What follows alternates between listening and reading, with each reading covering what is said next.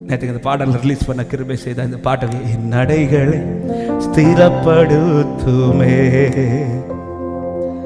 என் வழிகளை செம்மையாக்குமே, என் நடைகளை ஸ்திரப்படுத்துமே, என் வழிகளை செம்மையாக்குமே, நான் அலையாதபடி நீராயத்தம் பண்ணினதை சுதந்தரிக்க உதவிடும். எத்தனை பேர் விரும்பி கேட்கிறீங்க? நான் அலையாதபடி